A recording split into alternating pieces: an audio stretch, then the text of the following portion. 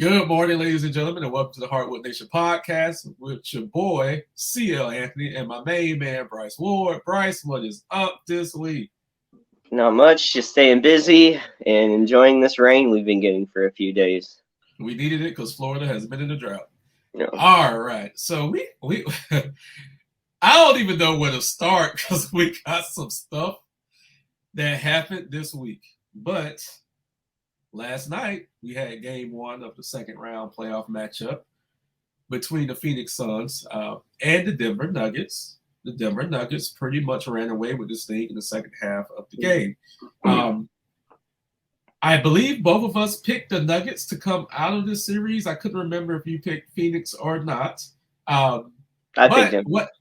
what happened was what we thought was going to happen was Denver just has too much firepower for the Phoenix Suns. Now, is it too early to overreact because it's just game one? But Denver did handle Phoenix well. But is it too early to overreact and say we told you so?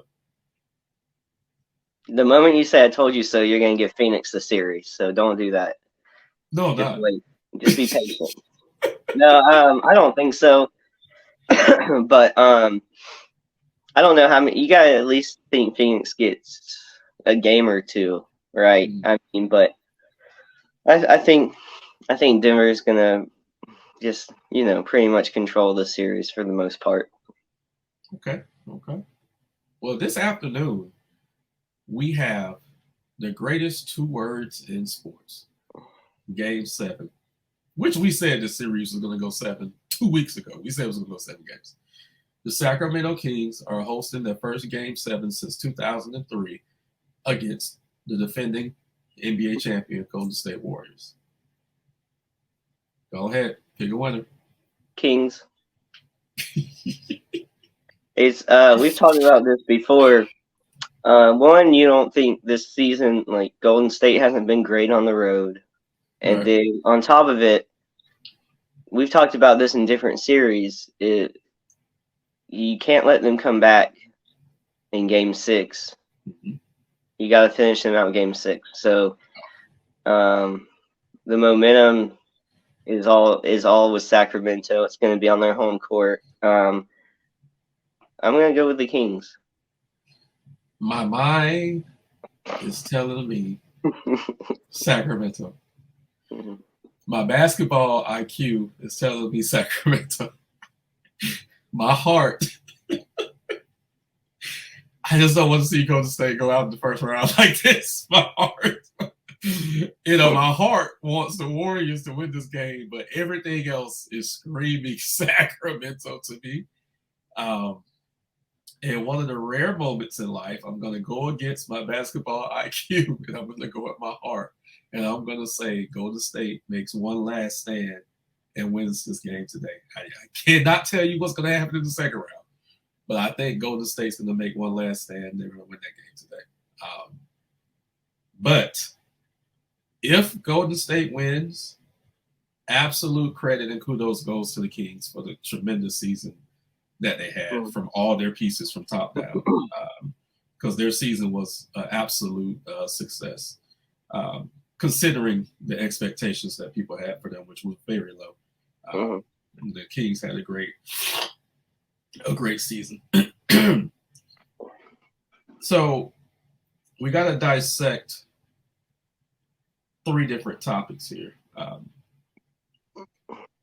going to start with Memphis and the Lakers.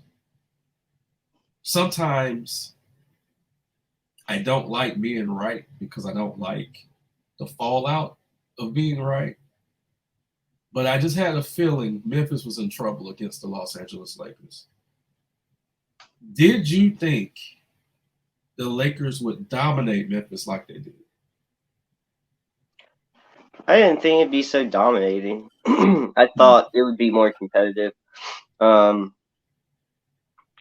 But to be honest, like even though he didn't always have the biggest games, is just having Anthony Davis and LeBron James out there and having everybody kind of like on the same page. I know blanking on, I want to call him D Will. What's the point guard on the Lakers? they traded for. You're thinking about I keep trying to say D. Will, D'Angelo but D'Angelo Russell. yeah, D'Lo. Yeah.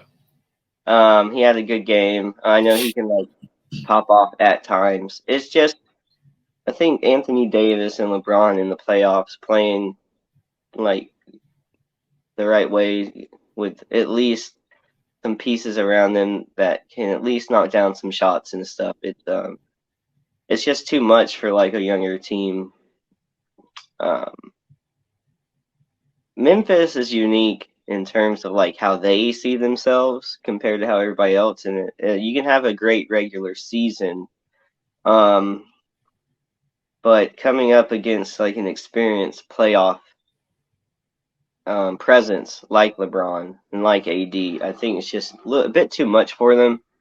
Like they're riding their own hype train more than anybody. I mean, yeah, you did have a good regular season, but still, it's more like a slap in the face to them. I would consider the way they came into it and their attitude, and then the results being what they were.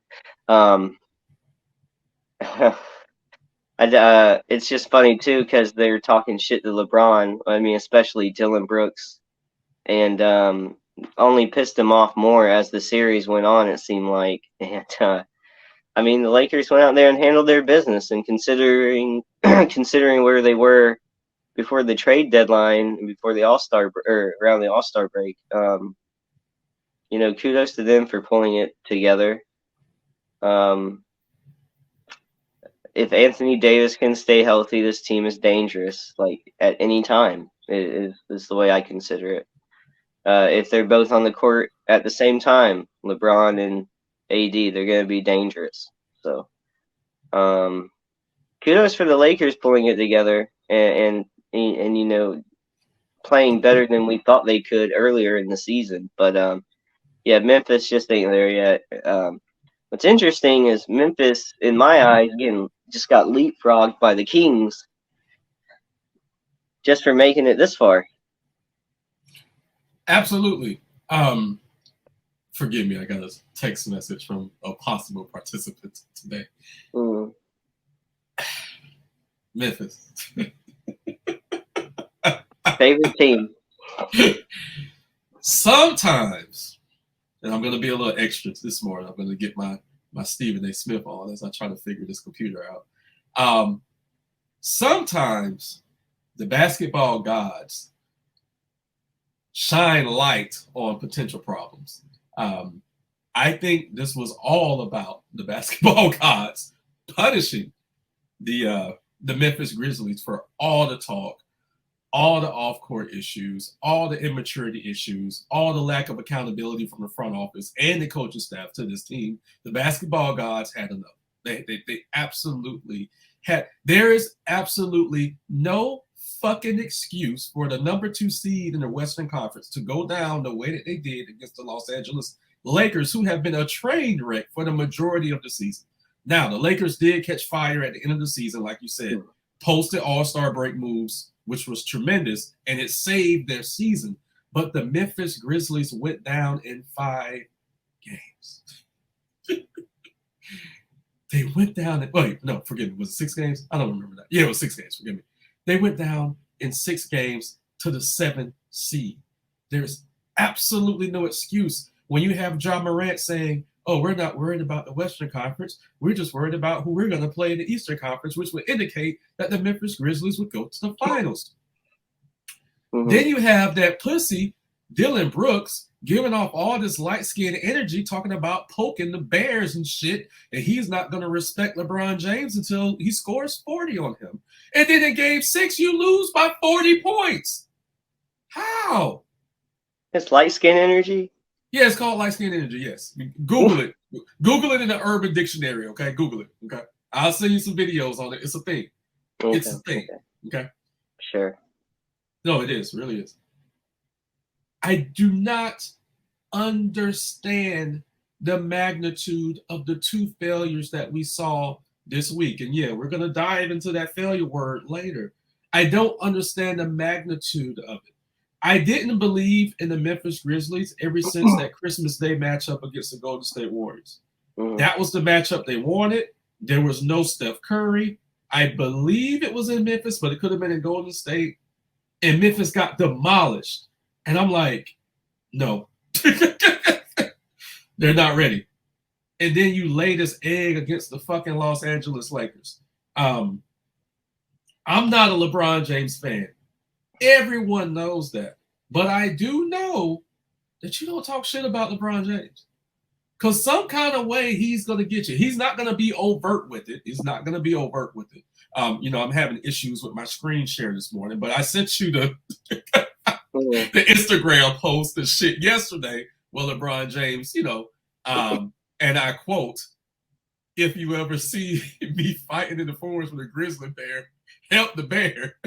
That was funny to me. And then the Jay-Z quote that he dropped, which was directly shot at Dylan Brooks, by the way.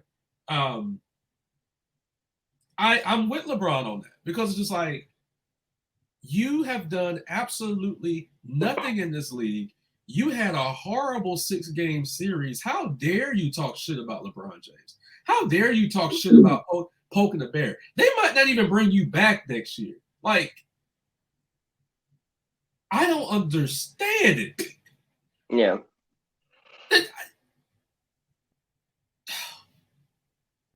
Because it was interesting to me is,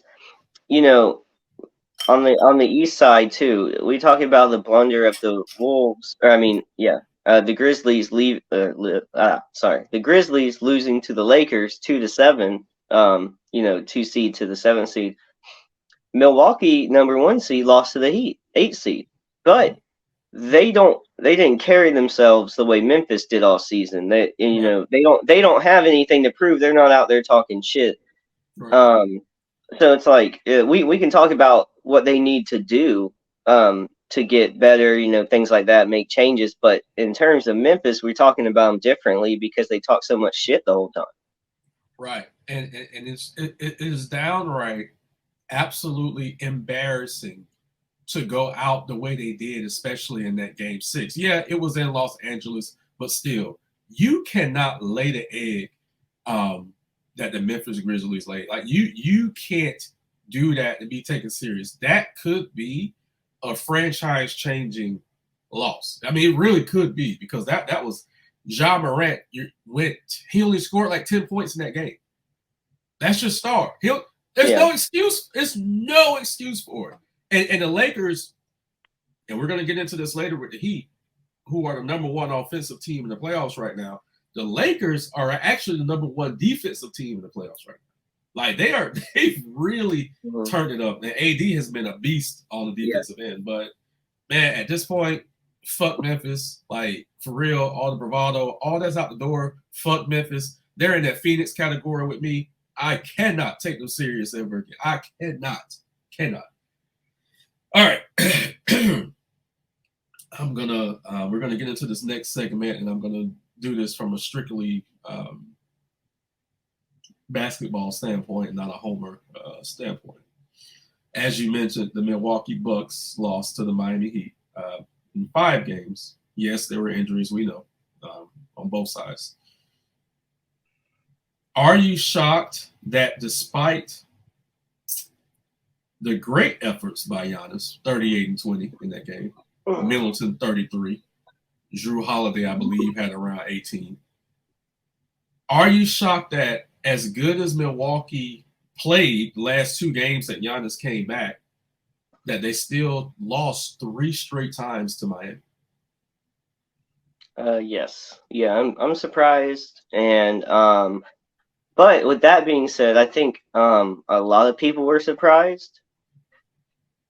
And so that has resulted in Jimmy Butler getting all the flowers that he deserves for that series, because for as good as like the Heat played, let's not like make any mistake about the driving force of what that was. And it was Jimmy Butler making play after play after play. I mean, we've been seeing the highlights from him all week, literally. So it's impressive because it reminds me of like the the Kawhi performances in Toronto years ago, where it just seemed like there was no denying him for that run. Like he was making the crazy 3-point shot in the corner. Like I know that was the conference finals, I believe. But still, what I'm saying is like it feels the same. Where Jimmy just has this like attitude right now that he's like he's not getting beat, and it's willing his team. And it's impressive. Everybody in the league should be giving Jimmy Butler his flowers right now, and the Heat just for sticking with him and backing him, because it's not like the Heat usually stays out of contention or stays uncompetitive for long, and so just keeping Jimmy Butler there and having him there for as long as they have has been a great move. It's stabilized y'all's team for like since he's been there, but you can't take anything away from what Jimmy's done in the Milwaukee series. It was extremely impressive, and I look forward to seeing what he does the rest of the playoffs because he's going to be a problem. Yeah, and this isn't outside of the one year where we had that quick turnaround. This isn't a surprise with Jimmy Butler. Like we've seen this from Jimmy. We've seen this from Jimmy at various stops. Chicago, like you mentioned earlier in the week. We've seen regular season success in Minnesota from Jimmy Butler. Like we've seen this from Jimmy before. Good morning, Josh. Good morning. How y'all boys doing today? We're fucking fantastic. So we just dived into this Milwaukee-Miami series. So later we're gonna get into the quotes, but I want to ask you, how shocked are you that the Bucks went down in 5 games? I actually was a little bit shocked that it did end earlier than expected. I felt like even with Giannis kind of being out, he still points wise, he still performed. I think now in critical moments when certain free throws were needed, I think that's where he came up short quite a few times. And then there was just late. I think it was more so always like the late game defensive situation from Miami that always kind of kicked them forward, as far as just staying ahead from them. Now, again, going back to the original question, surprised, yes. But again, the Heat have always been a resilient team when it comes to certain playoff games. I think again, Jimmy now people are finally respecting him in a sense, but he always has been a guy that's turned it up in the playoffs. I mean, from the bubble to last year when they pushed against the Celtics, and then even now, right? So it's just we've had 3 years and even before where he's just done this. So now he's just finally getting a lot of the respect he deserves. Kudos to the supporting staff as well. Because I definitely expect this to go on a little bit further now that we lost Tyler and Vic. So it's going to be interesting to see how they continue throughout the playoffs, moving with that in mind. Again, it's saying heroes should be back, so we'll see how that goes. But losing Vic was a lot bigger than people I think are realizing right now. So again, we'll see it as the playoffs go on. Yeah, Heroes slated to come back if the Heat make a finals run, maybe conference finals, but right now he's slated to come back in the finals if the Heat gets to that point. Considering that I initially picked the Heat to win in 6, I'm a little shocked that the Heat won in 5. I expected Milwaukee to win Game 5. Now, Josh, I'm pretty sure you watched the game. Mm-hmm. The free throw discrepancy in that game, or disparity, forgive me. 45 attempts to 17 attempts. 45 for Milwaukee, 17 for Miami. How did you feel about that? I felt, and y'all saw my text messages. You're right. Felt the refs were trying to extend this series, and you saw in how many free throws they were given. They fouled Kevin Love out. They fouled Bam through, and there was Kyle Lowry fouled out. I was like, yo, this is they're literally trying to give them this game. And Jimmy said, no. Now I think everybody needs to give just as much kudos to Jimmy as they do to Gabe, because that pass was spot on. I don't think anyone could have passed that ball any better. And then he also dropped plus 20 on top of that. So really shout outs to Gabe for that. And just the whole next man up mindset. I think that was great to see, and even Spo to give certain players their credit because we know how stubborn he can be in times. So, yeah, I think overall, yeah, it was definitely you saw it, we saw it, I saw it, I know it. They definitely tried to give that game to the Bucks. Right, Bryce, I will take a private moment here because I forgot. Excuse me, Josh, I've been sick for this week, actually. Mm-hmm. Me and Josh were texting at the end of this game, right? So we were texting each other back and forth. The play that Jimmy made to send that game to overtime, I actually called that play and I texted to Josh. I said, he did. He said he did, and I was like, "This." I was like, "Yeah, okay, whatever." Because because when you said that, I thought the game was over. I thought it was over, and I was like, "All right, it was a good try. It was a good try. We'll go game 6, no whatever." And then yeah, the late push, and I was like, "Oh, whoa, hold on, they're closing this gap." And then yeah, sure enough, backdoor screen alley-oop Jimmy Butler. I was like, "All right, I guess we have the hype for that now." But no, critical mistake, and kudos to Spoelstra for the head games there, taking out Bam, and then Budenholzer's like, "Oh, okay, we'll take out Brook Lopez." I was like, right, "You're dumb. Right. You're dumb. You just took out your inside presence because nobody's been able to stop Giannis but the big man, or Jimmy but the big man." So yeah, that's yeah, definitely. Many people deserve credit for that one, but yeah, there was just a couple things to note there. Yeah, just to put it in perspective, Bryce, Spoelstra pulled out all the bigs and just had all the shooters out there surrounding Jimmy. And so Budenholzer admitted after the game, which he's an idiot, admitted after the game that he adjusted. And that's why Brook Lopez wasn't in the game at that moment. So coaching.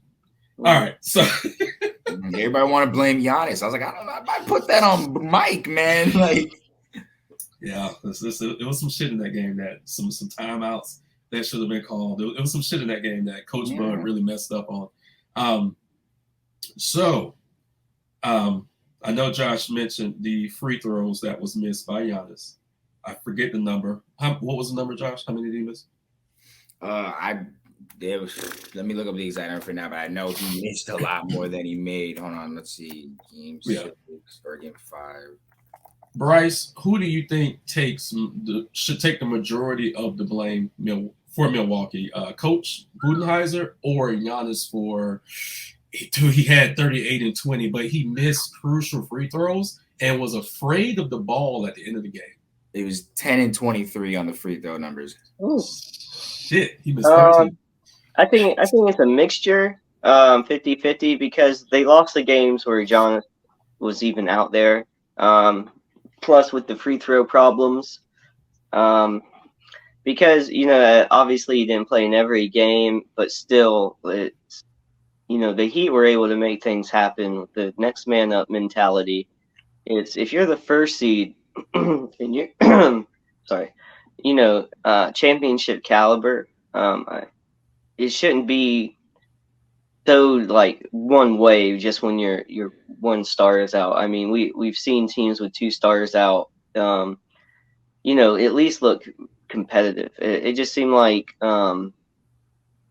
Milwaukee just wasn't in the series. Even with Giannis on the court, it just seemed like the whole atmosphere and tone of the team was different than the last couple years. I don't know what all that is. It just they seemed off compared to themselves the last couple playoffs. Giannis usually focuses, is buckles in, and knocks down the free throws when he needs to. And this time it was none of that. I'd say it's half and half, half on Giannis, half on the coach. How he had the guys seem prepared to deal with everything. I didn't like it. Got it. I want to go back to the Memphis and Lakers series just for 1 second before we move into the next thing, because there is a wrist injury with Giannis, and he might have to have wrist surgery in the offseason, and they're still monitoring that back. That's not known nationally as far as the wrist, but there is a wrist injury with him. I don't know if, Bryce, I know I told you about it, Joshua. I don't know if you heard Ja Morant attributing the Grizzlies losing to the Lakers due to the Grizzlies being injured. Absolute bullshit. How do you guys feel about that? I guess I'll take it first. Now to the injury deal. I mean, even we know that the heart of their offense is John Morant, and we know his play style is very explosive. Um, the injury did play a part. You just have to put it out there. It definitely played an early part.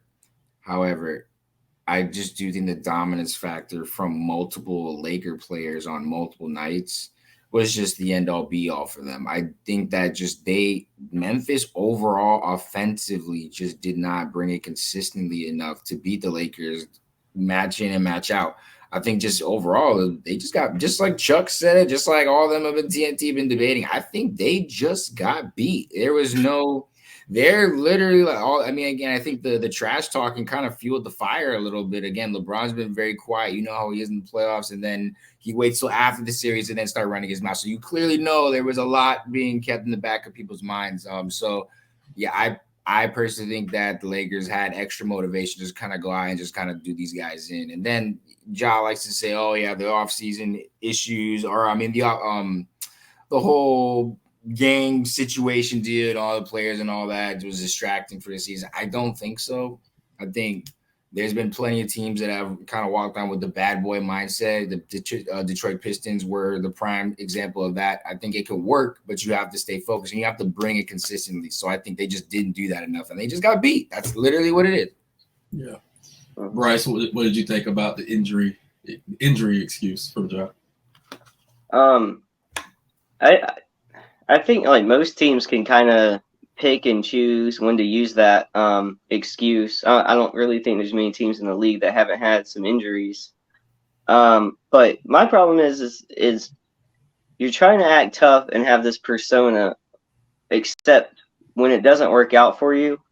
And I just don't like the excuses. I don't like whatever it could be, right? Like I don't care. If Ja sat out the whole series, like I still don't like the way that sounds after you talk so much shit. Like right. I don't care the excuse. And it's not like you weren't on the court. Like I don't care what mid-season or late season distractions you had. Don't talk so much shit then. You can quietly be great. It doesn't, but that's their attitude they want to build, and then they want to backtrack when everything doesn't work their way. Like blame it on injuries, or Dylan Brooks want to say, "Oh, everybody's painting us as a villain." No, you painted yourself this, and now everybody's talking shit about you because you under delivered. Mm-hmm. And the whole team is coming off that way just because they're two vocal players, Ja and Dylan Brooks, are like leaning that way, leaning into it until it's time for them to face up to their losses. So they just picked the wrong team to do that to. But in general, it doesn't matter what team you're talking shit to. If you can't back it up, don't come up with excuses later. Right. Just say, we'll be better. We'll be back next year and get off the fucking podium. Oh shit! Yes. Don't talk about injuries all the time when you've been talking shit all season. I like that energy, Bryce. Thank you. And I love Ja. I love his energy. I love what he brings to the game. But like that team persona that those guys are trying to build over there, it's not working. So much for that. I'm not scared of anyone in the West comment early on, huh? He said he gotta own it. He said he gotta own that one. He gotta deal with it, right? Mm-hmm. He'd be scared of the West if he can't even make it out of the first round.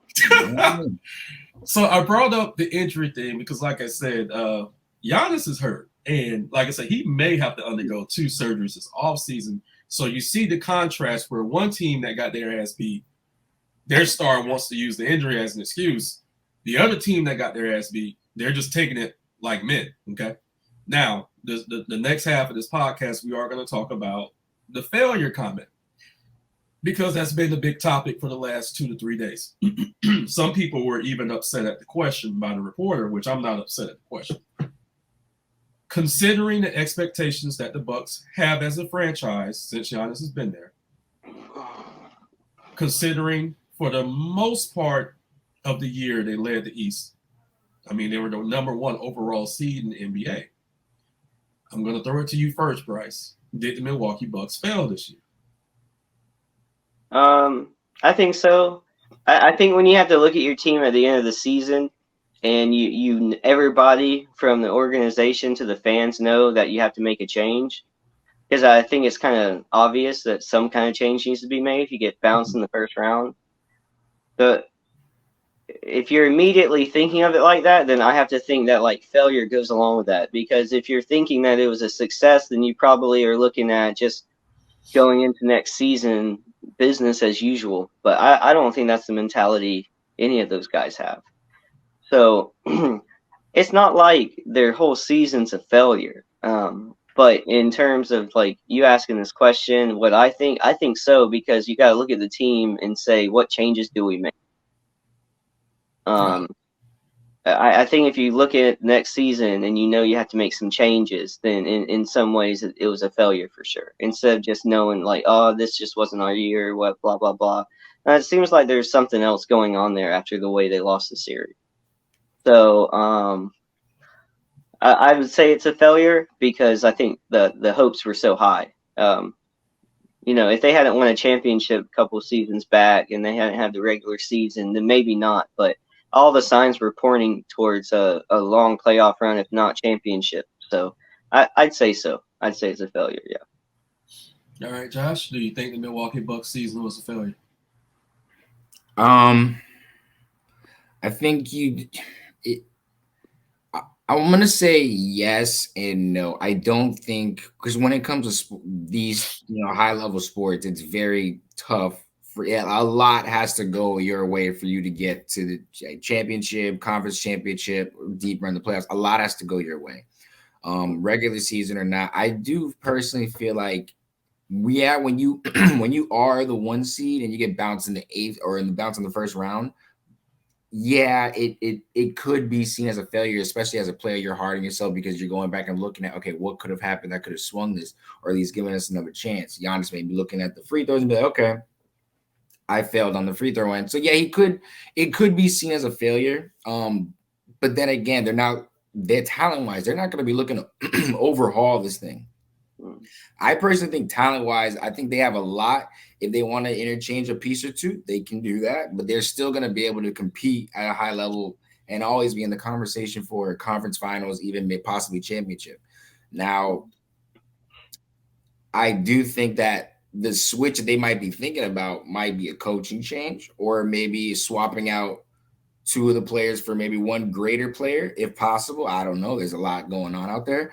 But as far as failure, yes and no.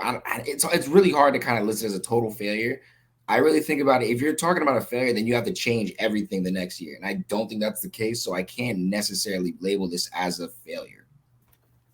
Got it. So part of the quote from Giannis was so profound to people. I mean, it was not profound to me. I mean, dude just lost. But this part of the quote was really interesting to me, because it's like, he says there's no failure in sports. I disagree with that. He says there's good days, bad days. Some days you are able to be successful. Some days you are not. Some days it's your turn. Some days it's not. That's what sports is about. You don't always win. So that last line, you don't always win, and then the first line, there's no failure in sports, are kind of contradictory of each other, because the main goal is to win. And if you don't win, you have failed, and then you have to adjust accordingly. Okay. Considering the free throws missed, and I am factoring in the wrist injury, the jump ball play where Giannis almost turned over the ball if it wasn't for Chris Middleton saving that. Mm-hmm. I don't know if you saw that play, Bryce. I don't know if you saw the overtime. The Milwaukee Bucks were scared. They were afraid. The moment was too big for them. Because of that, yeah, your season is a failure. You fucked up. You fucked up. There's no ands, ifs, or buts about it. One of the best players in the league should not have fear in his eyes to where he hot potatoes a ball, just hot shots it, to where Chris Middleton literally had to extend. He dove into the crowd for it. Right. To even save the ball. Star players don't do that. Joel Embiid wouldn't have done that. He would have took the foul and went to the free throw line. Jokic would have took the foul, went to the free throw line. Kobe, LeBron, anybody. I've never seen a star player do that before. It was very telling. They were shook. They were absolutely shook. Coach Bud is gone. If he's not gone, then I can no longer take them serious, just like I can't take Memphis serious, just like I can't take Phoenix serious. Coach Bud, the only thing that saved Coach Bud was when they lucked out because Phoenix fucking choked and they won a championship 2 years ago. Bud was supposed to be fired back then. Let's keep it real. He was supposed to be fired back then. Okay? The last time Miami whooped their ass, he was supposed to be fired. Yep. He can't survive this because that team was not ready for what was coming their way. And Milwaukee is the only team in the league that knows what the Heat can do. And they was not ready for that. That's the Boston was ready for it last year, even with the other bullshit with the refs. Boston was still ready for it. How the fuck was Milwaukee not ready for it? They know Miami's coming for their fucking throat. They know Miami don't fear them. They know Jimmy Butler is a fucking problem. And that team wasn't. Jrue Holiday, yeah, he played okay defense. He looked shook. The one on the team that showed the most fucking balls was Brook Lopez. Man, that boy was turning the clock back, man. Right. Brook Lopez was the only one showing balls. Chris Middleton, in and out, disappeared. Like I said, Jrue Holiday, Jimmy Butler telling him, I own you. You my son. Wow, they're down. Like, it was crazy. Right. And then Giannis, like I said, it's just like, there used to be a label with foreign players. Foreign players used to be labeled as soft. And I'm not calling Giannis soft. That, him getting rid of that ball so quick in that moment is indefensible. I can't. And then you come on this fucking post game, there's no failure in sports. I almost just said the N-word. Motherfucker, you failed. So you have to own that and you have to get better. That's just it. Like I can't. I can't. Y'all can respond. I'm done. Because that hot potato play was one of the few things that added up to us even having a chance. Because it was like, man, it really was like the door was like closed. Like you saw it closing, and then one mistake after another, and the door opened right up, and I was like, wow, okay, so that just happened. Yeah, you blew a 4-point lead with like 13 seconds left in that game. Mm-hmm. That's coaching. That's Giannis. That's fear. The Heat wasn't rattled at all. Game 4. 12-point lead. Fouled out. Yeah, 3 starters fouled out. Yeah, rotation guys. Starters fouled out.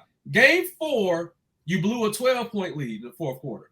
The very next game, you blow a 16-point lead in the fourth quarter. The very next fucking game in fucking Milwaukee. I don't want to hear about there's no failure in sports. Miami should have won this in 6. Miami should have won this in Miami. There is no fucking way Miami should have won that game. But I told Bryce Wednesday morning, I said, Bryce, I got a feeling about tonight. You remember that, Bryce? I said, I have a feeling about tonight. I know I picked the Heat in 6. I think the Heat are going to wrap this up tonight. And Joshua, when we were texting that game, that's why I was calm at the end of the game. Because I know you was ready to. Oh my gosh, bro, this is done. I thought it was over, but yeah, right. I was like, wow, no, we really just won that. So yeah, no, I had a couple conversations after the fact. I was like, I just expected so much more from Kyle Lowry in that situation. I was like, Kyle, please do something. And it was just break after break after break after break after break after break. He passed the ball good though, but oh my gosh, man. Yeah, kudos to Duncan. He showed his range this series. I think that was good for him. But yeah, now going back to Milwaukee, Giannis, I think he kind of got, it's the heat of the moment. It just happened, and then you got a reporter come out and ask something like that. To the journalistic approach, yeah, he is within his right to ask that because, again, all the implications. You were the number 1 seed. You guys lost. The 8th seed hasn't happened since, I think, 2012. this group that's been together, it's not the first or second year. So we're talking about an overall regime that has just constantly been not hit the mark when they were expected to get somewhere around there at least a few times out of like the past 5 years. So yeah, he was just upset, and that's why he broke it down to that guy. And kudos to him for remaining, I guess, somewhat controlled in that sense, because he didn't make it personal. But yeah, I think he was just a little bit hurt by the question, because it is, the reality of it is, yeah, just like you said, it may have been a failure. Again, I think you can tweak a couple of things there and y'all be good to go. But yeah, I think coaching wise was probably the biggest thing that caused that there. Got it. So, Heat Knicks. Bryce, what do you think? Game one is today in New York. So I think New York wins.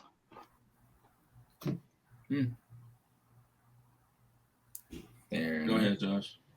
All right. So I mean, who I'm gonna go with, but I think overall, just to keep it as in the middle as possible, I do think there is the revival of the rivalry between the Heat and the Knicks is starting to brew again.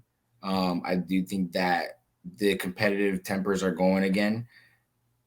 I want to say Miami, but I can't completely just neglect what's going on in New York, because they definitely are looking the best that they have in a long time. And we're still dealing with injuries. So just off of that, I think from last season, Knicks away, they could pull out game one.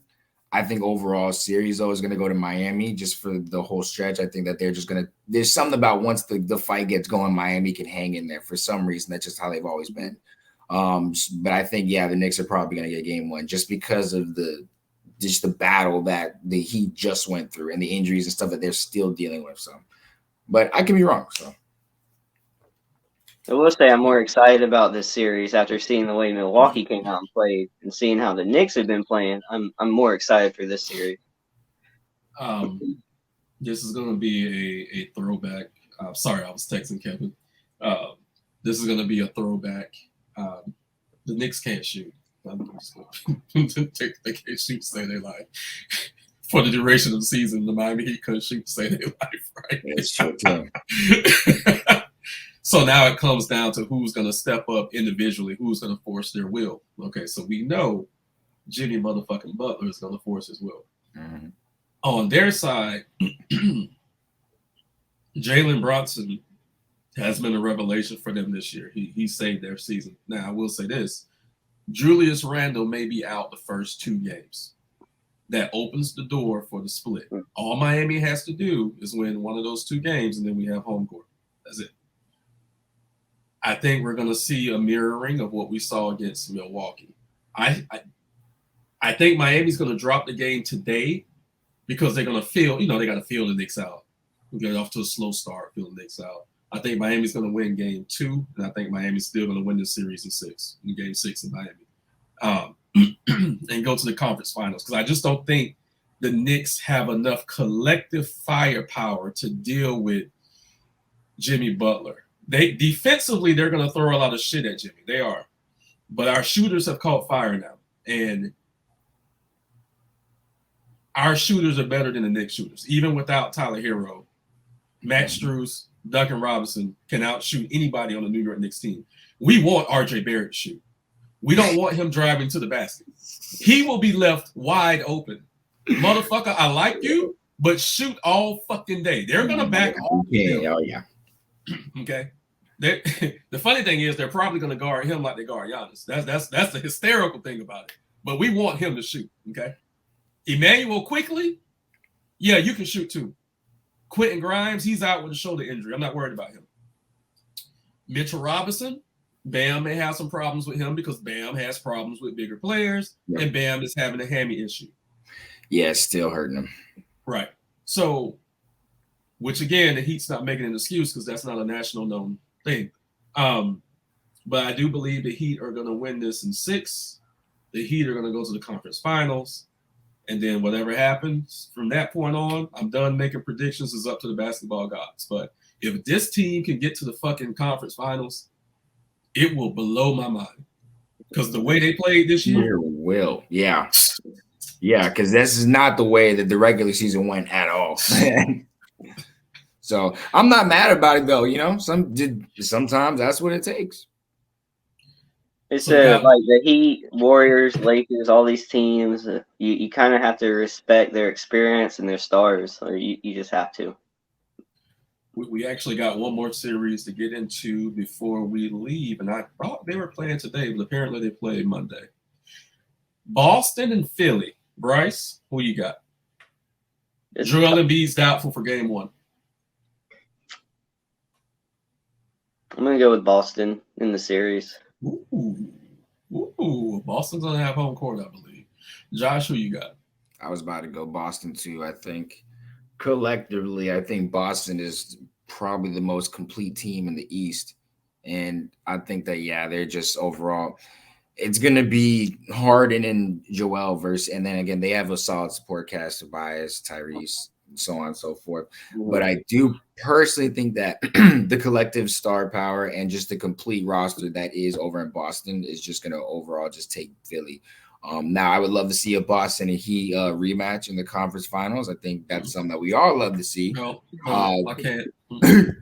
I like it. I like it to see them get back. But again, Philly, I know is another one. I think either or is an interesting option for the Heat to go against when we're talking about if they do get past the Knicks, because it would either be that Jimmy versus Philly deal or the rematch versus Boston. So I personally am okay with either or, but I think Boston's going to be the one to pull that one out. Y'all just disrespecting Joel Embiid. It's okay. Not necessarily. It's okay. It's just Joel.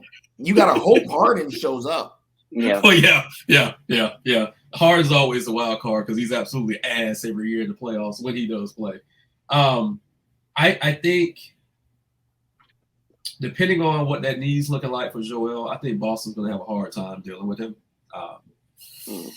Now, with that said, Jaylen Brown has been playing absolutely amazing, out of his fucking mind. Call him Jimmy Butler light right now. He mad. He wants his respect. Well, he ain't gonna get it on that team because you got the golden boy on that team. Tatum's gonna be Tatum, overshooting, ball hogging, turn over the ball, but he's still dropping 30. I actually think Philly's gonna win this series. I really do. I really think Philly's gonna win this series. We're gonna have a Miami-Philly conference finals, and like I said, it's gonna be a toss-up at that point. And I love PJ Tucker. I love you, but fuck you. I'm still hurt by that. We all hurt by that. That was crazy. I'm still hurt by that. That was crazy. It's like, bro, what? You're going where? Still hurt by that. But yeah. And Josh, let me ask you this question because I know you wasn't on earlier. Game 7 today. Sacramento and the Lakers. Sacramento and the Warriors. Yeah, calm down. That might be next round. Calm down. It's the prediction. Here's the thing with the Warriors. You just can't count the bomb squad out, man. You just cannot. I think it's gonna be one of those deals where I would love to see, again, Sacramento is definitely the story of the season. You got coach of the year, Mike Brown. I'd love to see the old duo, De'Aaron and Malik, and the rest of them. You have Sabonis, so they've been looking good over there. It's just, I just don't. You can't the Warriors have been in that situation so many times, and there is a higher level of respect that they have to live up to. Draymond knows he's going to be dealing with the media the whole time. He's not going to want to lose. Clay knows they're going to talk about him having been fell off. They're going to talk about him. Curry, he's the goal. He's the poster child. He's not going to take certain disrespect. You got Poole's a young boy, and they got a solid team around them. I think if they can somehow contain the two, because as hard as that's going to be, and then I guess match the offensive power. I think it's going to be the offense versus the offense at that point. I don't think it's going to be a defense really going on any side. I think it's going to be it's going to be a gunfight, and whoever lasts, was it going to be. I think the Warriors are probably going to come out of that. Got it. So I'm going to take the last few minutes to be offensive and troll Dylan Brooks. So I'm happy that Josh is on. Before we started recording, me and Bryce had a conversation, and I mentioned light skin energy, and Bryce didn't know what light.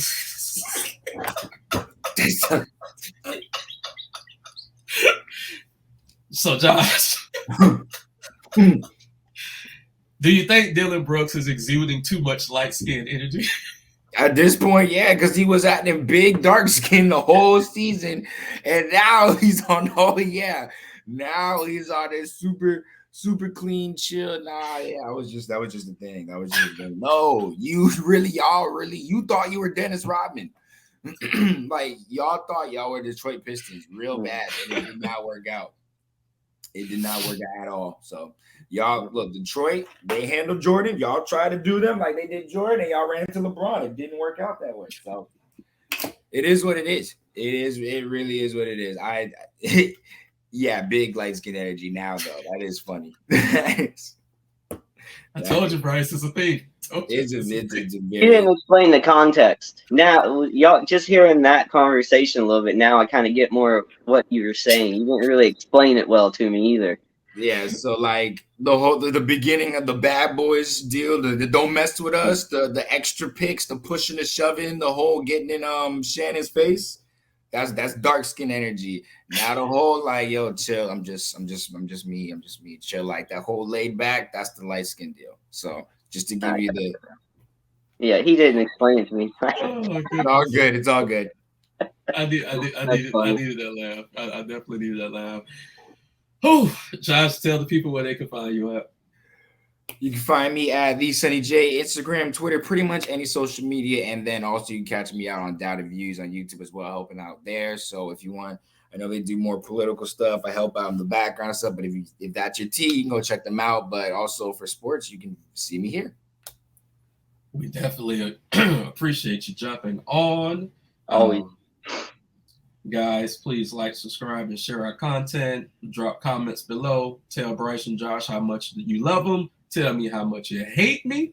All fans of basketball, give us some likes. We appreciate you, and we are out. Appreciate it.